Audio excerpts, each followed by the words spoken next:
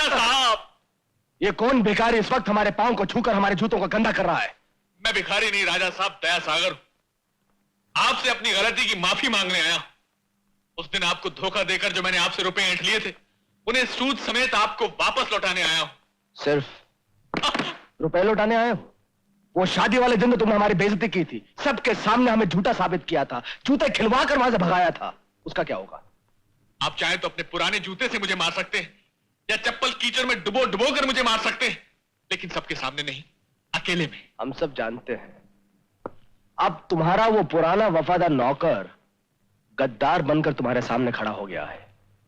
हम ठीक कह रहे हैं ना? हाँ राजा साहब, कसम तिजोरी की जमाना बड़ा खराब है और खराब जमाने में बड़ी दूर की कौड़ी ढूंढ कर लाया हूं। रंगा को नंगा करने का सारा सामान मेरे पास है, उसकी जिंदगी मेरी मुट्ठी में। यह नाटक शुरू करने से पहले मैंने कुछ सादे स्टैम्प पेपर पर उसके अंगूठे के निशान लगवा लिए थे। अब उन कागजात में जितनी रकम चाहूं लिख दूं, वो उसको मुझे देनी ही पड़ेगी। अबे ओ दया सागर की छठी औलाद, अगर इतना जबरदस्त पैंतरा तुम्हारे हाथ में है तो यहां मेरे पास आकर टोपी घुमाने की क्या जरूरत है? वो मैंने सुना है कि आप उनके खिलाफ अदालत में स्टे ऑर्डर्स लाने वाले हैं। अब अगर ये मामला कचहरी तक पहुंच गया तो हम दोनों बर्बाद हो जाएंगे। इसके लिए मैं आपसे विनती करता हूं, हाथ जोड़कर मेरी मदद कीजिए, मेरी हालत पर रहम खाइए। कचहरी से स्टे ऑर्डर मत लीजिए, हम दोनों मिलकर प्लान बनाएंगे माल वसूल करने का।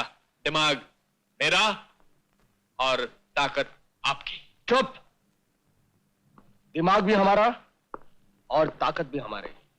तुम सिर्फ बैठ के टोपियां घुमाते रहो और तमाशा देखो। बोलो मंजूर? अरे मुझे भी मंजूर राजा साहब, और मेरे बाप को भी मंजूर।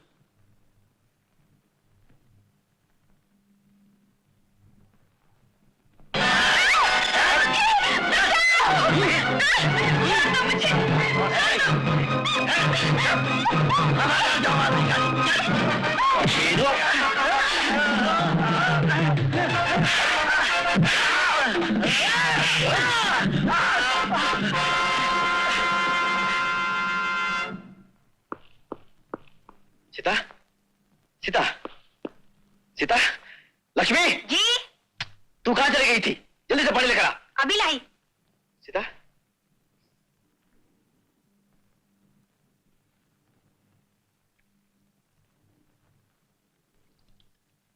सीता, सीता, तुम ठीक तो हो ना? सुनिए, मेरी एक बात समझ में नहीं आई कि ये लोग मेरी जान क्यों लेना चाहते हैं। मैंने उनका क्या बिगाड़ा है, या ये सब कुछ उस जायदाद और दौलत की वजह से हो रहा है जो मुझे अभी अभी मिली है? हमारी भी समझ में नहीं आ रहा है कि तुम्हारी जान लेकर वो लोग तुम्हारी जायदाद कैसे हासिल कर सकते हैं। तो तुम ही हो वो तिजोरीपुर के राजकुमार, और सीता ने तुम्ही से शादी की है। जायदाद के लालच में दया सागर ने इतनी बड़ी चाल चल दी। हाँ वकील साहब, मैं दया सागर का एक बहुत पुराना वफादार नौकर था। उनका हर हुक्म भगवान का हुक्म समझकर उस पर अमल करता था, लेकिन उसने अपने मतलब के लिए, अपने स्वार्थ के लिए मेरा हुलिया, मेरा रहन सहन सब बदल दिया। और सीता ने अपनी सच्चाई और प्रेम से मेरा दिल, मेरी जिंदगी बदल दी।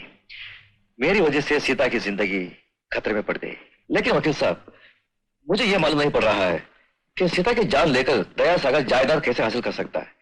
उसने मुझे भी धमकी दिया है कि मेरे जीवन की चाबी उसके हाथ में है। अच्छा ये बताओ, ये नाटक शुरू करने से पहले दया सागर ने तुमसे किसी कागज पर तुम्हारे दस्तखत तो नहीं लिए? हाँ, कुछ कोरे कागजात पर उसने मेरे अंगूठे का निशान जरूर लिया। I see। तो ये चाल थी उसकी।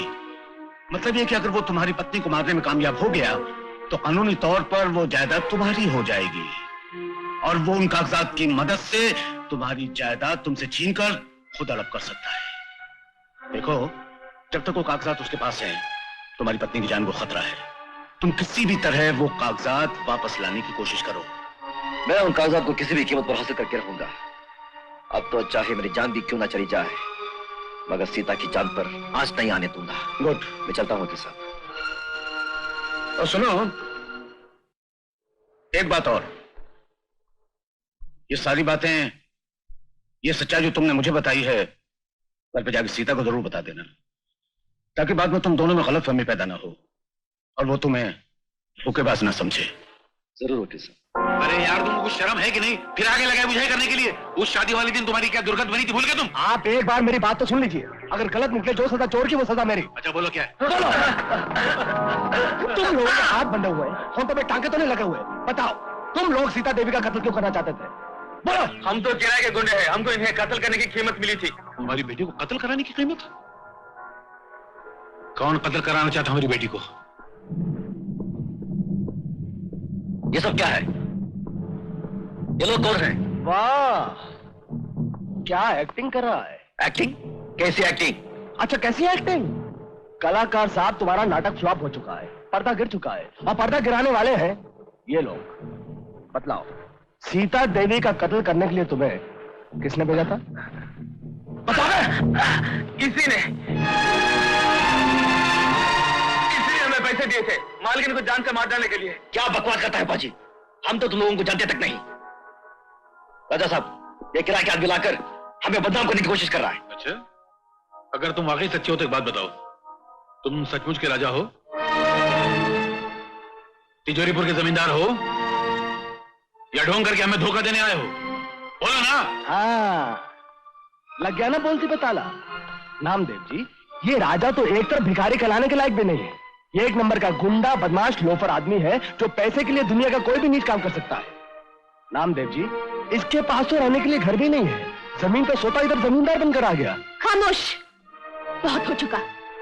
खबरदार, जो किसी ने मेरे पति के खिलाफ कोई जहर उगला या इन्हें बदनाम करने की कोशिश की तो मैं इनके खिलाफ एक शब्द नहीं सुनना चाहती।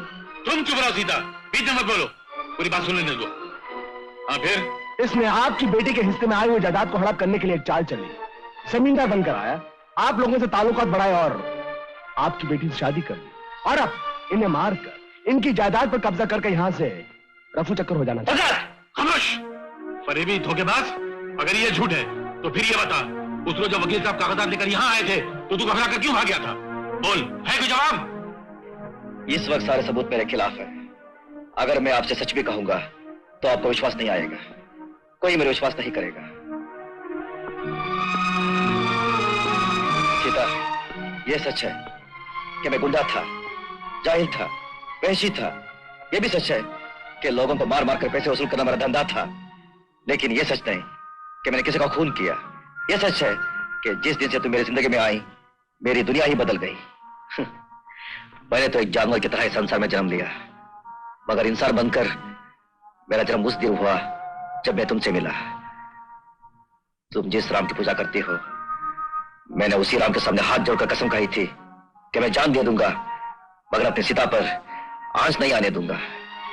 और अब तक वही कसम निभा रहा हूं। जो बदमाश तुम्हारी जान लेने आए थे, मैंने तुम्हें उनसे बचाया। अब बोलो सीता, अपने दिल से पूछो, क्या वो विश्वास कर सकता है कि मैं तुम्हारी जान ले सकता हूं? मैं कैसे विश्वास कर लूं कि मेरा भगवान मुझे जान से मारना चाहता है? देखा देखा, कितना चालाक है ये सुअर, कैसे टोपिया फिर आ रहा है। बताइए, रंगे हाथों पकड़ा गया, सारा पोल खुल गया, फिर भी सीता देवी ये मानने के लिए तैयार ही नहीं कि ये कमबख्त इनकी जान का दुश्मन है। सीता बेटी, ये खूनी है, इस पर विश्वास मत कर। धोखेबाज, बेईमान, चला जाए यहाँ से। अभी और इसी वक्त चला जाए यहाँ से। आप लोगों के कहने से नहीं जाऊंगा। हाँ, अगर सीता सिर्फ एक बार कह दे कि मैं यहाँ से चला जाऊं तो एक पल भी नहीं रुकूंगा, हमेशा के लिए चला जाऊंगा। कहो सीता। हाँ, जाना तो पड़ेगा ही, लेकिन अकेले नहीं, मुझे भी अपने साथ ले जाना होगा। चलिए। सीता देवी, ये आप क्या पागलपन कर रही है? जायदाद के लिए आदमी आपको जान से मार देगा। अगर मेरे भाग्य में इन्हीं के हाथों मरना लिखा है तो मैं अपने आप को खुशकिस्मत समझूंगी कि मौत मिली भी तो अपने सुहाग के हाथों।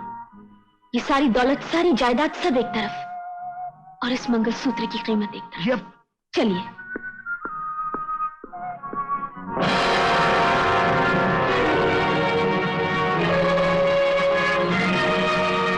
अरे, मुझे देखकर झटका क्यों खा गया?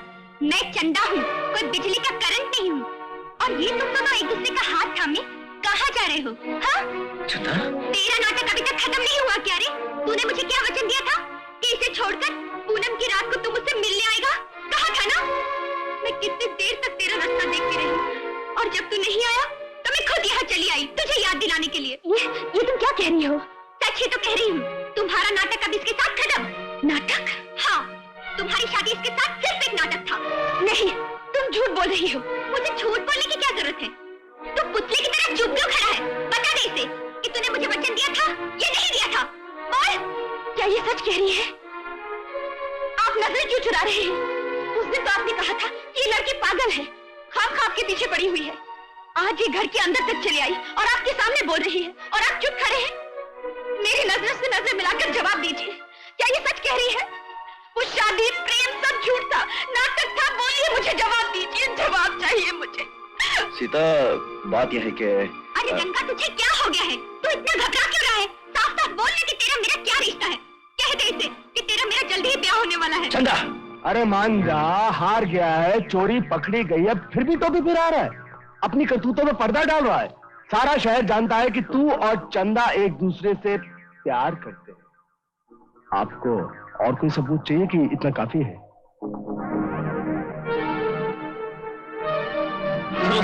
मुझे गलत मत समझो, मेरा विश्वास करो, मुझे यहाँ से मत हटाओ, वरना ये लोग तुम्हें जान से मार डालेंगे। मार डालने दो। दूसरी औरत के साथ सुहाग बांट कर बार बार मरने से अच्छा कि एक बार ही मर जाओ। सीता, सीता, मेरी बात तो सुनो। तुझे क्या हो गया? मर्द होकर बुजुर्गों की तरह बात कर रहा है। वो तुझे कह गई कि चला जाए यहाँ से, फिर भी तू यहीं खड़ा है। चल चल यहाँ से। अरे जाओ भाई, ले जाओ इसे यहाँ से।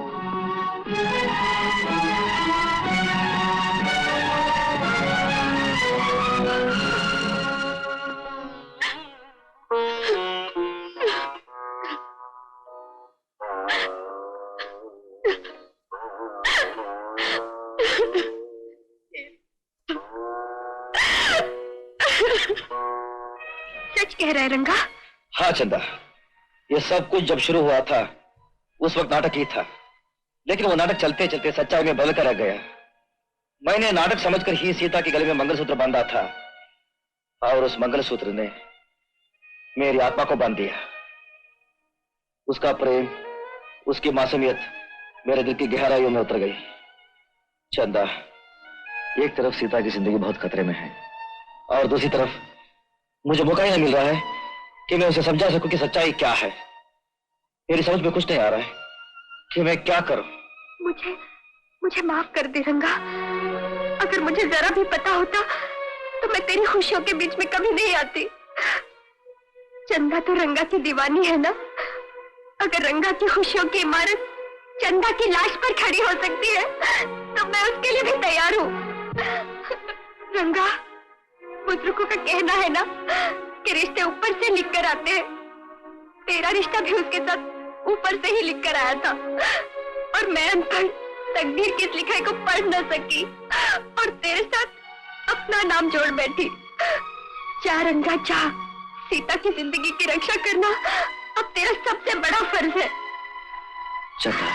हाँ रंगा, मैं भी एक औरत हूँ और मैं दूसरी औरत का दर्द समझ सकती हूँ। अपनी खुदगर्जी के हाथों से मैं किसी का मंगलसूत्र नहीं नोच सकती। जा रंगा जा।